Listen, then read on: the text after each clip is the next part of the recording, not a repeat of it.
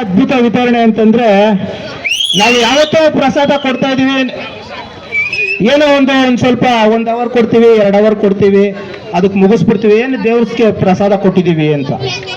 ಆದ್ರೆ ನಿನ್ನೆ ಬಹಳ ವಿಶೇಷ ದಿವಸ. ನಾವು 26ನೇ ತಾರೀಕು ಕಾರ್ಯಕ್ರಮ ಮಾಡಬೇಕು ಅಂತಂದಾಗ ಅವತ್ತು ಏಕಾದಶಿ ಅನ್ನೋದು ನಮ್ಗೆ ಗೊತ್ತೇ ಇರಲಿಲ್ಲ. ಆಮೇಲೆ ಗೊತ್ತಾಯ್ತು ಅವತ್ತು ಏಕಾದಶಿ ಅಂತೇಳಿ. ಆಮೇಲೆ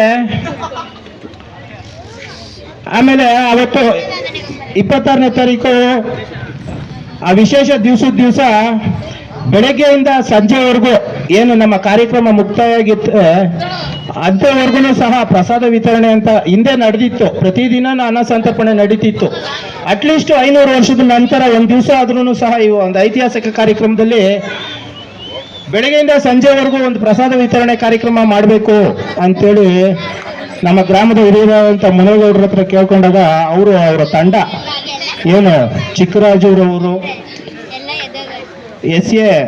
ನಾರಾಯಣಪ್ಪನವರು, ಎಸ್.ಬಿ. ಶ್ರೀನಿವಾಸರವರು ಮತ್ತೆ ಅವರು ಎಲ್ಲ ತಂಡ, ರಾಮಮೂರ್ತಿ ಅವರು, ಮಿಲಿಟರಿ ರಾಜಣ್ಣವರು, ಅವರು ಏನೋ ಒಂದು ನಾಟಕ ಪ್ರದರ್ಶನಕ್ಕೆ ಅವರು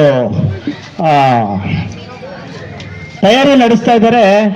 ಆ ತಂಡ ಎಲ್ಲರೂ ಸಹ ಒಟ್ಟುಗೂಡಿ ನನ್ನ ಅದ್ಭುತವಾದಂಥ ಪ್ರಸಾದ ವಿತರಣೆ ಕಾರ್ಯಕ್ರಮ ಮಾಡಿದ್ದಾರೆ.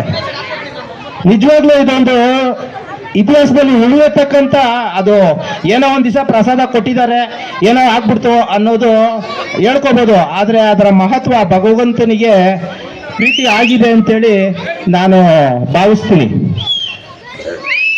ಹಂಗಾಗಿ ನೆನ್ನೆ 26ನೇ ತಾರೀಕು ಪ್ರಸಾದ ವಿತರಣೆ ಮಾಡಿದ್ದಂತಹ ಎಸ್.ಎ. ಮುನೇಗೌಡರವರು, ಚಿಕ್ಕರಾಜರವರು, ನಾರಾಯಣಪ್ಪನವರು, ಎಸ್.ಬಿ. ಶ್ರೀನಿವಾಸರವರು, ಮಿಲಿಟರಿ ರಾಜಣ್ಣವರು, ಮತ್ತೆ ಎಂ.ಎಸ್. ರಾಮಮೂರ್ತಿಯವರು, ವಿಜಯಣ್ಣರವರು, ಮತ್ತೆ ಸಿದ್ದರಾಜರವರು ಎಲ್ಲರೂ ಅವರು ಜೊತೆಗೂಡಿ ಯಾರ್ಯಾರು ಆ ಭಗವಂತನಿಗೆ ಸೇವೆ ಮಾಡಿದ್ದಾರೆ ಅವರೆಲ್ಲರಿಗೂ ಸಹ ವರದರಾಜ ಸ್ವಾಮಿ ಸೇವಾ ಸಮಿತಿ ಮತ್ತು ಗ್ರಾಮದ ಪರವಾಗಿ ಆ ಭಗವಂತನಲ್ಲಿ ಅವರಿಗೆ ಇನ್ನೂ ಹೆಚ್ಚಿಗೆ ಇಂತಹ ಕಾರ್ಯಕ್ರಮದಲ್ಲಿ ಭಾಗವಹಿಸಿ ನಮಗೆ ಬೆಂಬಲ ಕೊಟ್ಟು ನಮಗೆ ಬಹಳ ಉತ್ತೇಜನ ಕೊಟ್ಟಿದ್ದಾರೆ.